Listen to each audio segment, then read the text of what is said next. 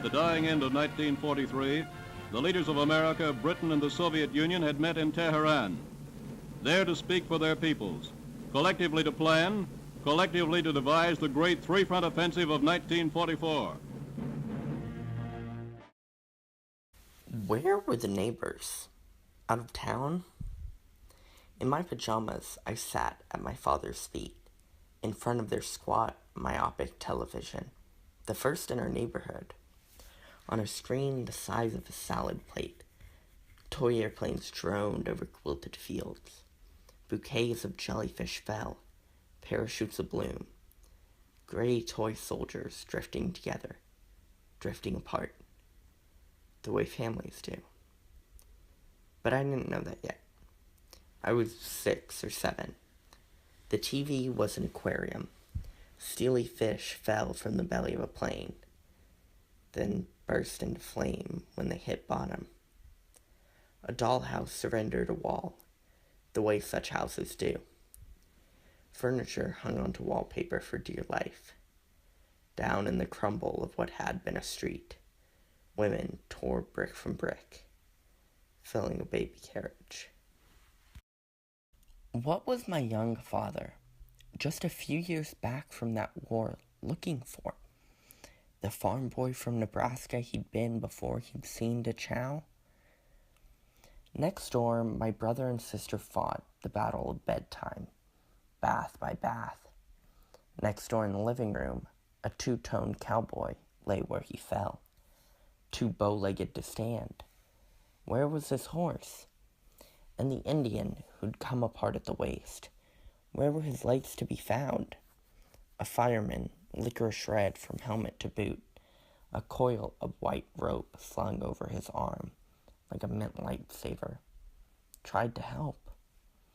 A few inches of ladder crawled under a cushion, looking for crumbs, between the sag of a couch and the slump of rocker, past a pickle green soldier.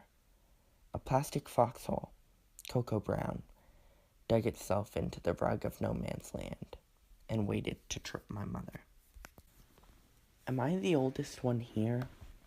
In the theater, the air of expectation, soured by mouse and mold. In the dark, a constellation of postage stamps, the screens of cell phones glow. And then we were in Algiers. We were in Marseille.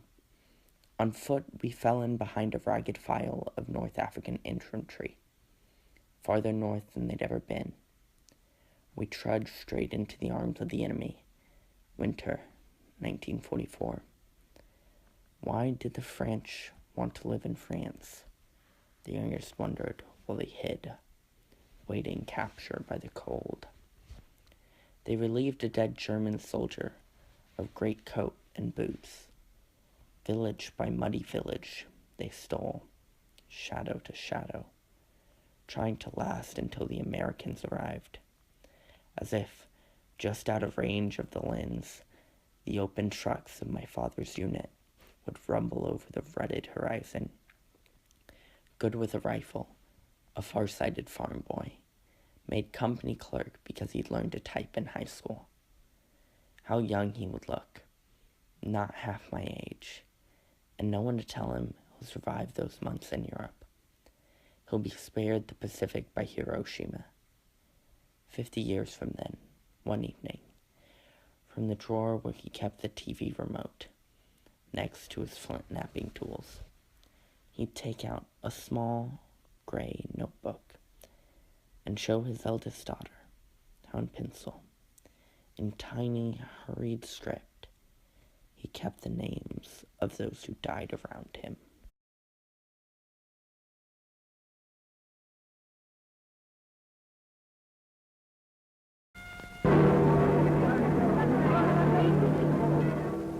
And freedom came to people of half a dozen nations.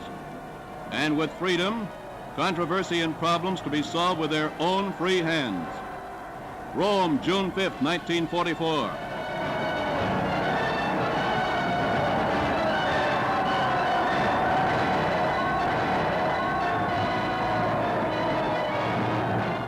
Paris, August 22nd, 1944.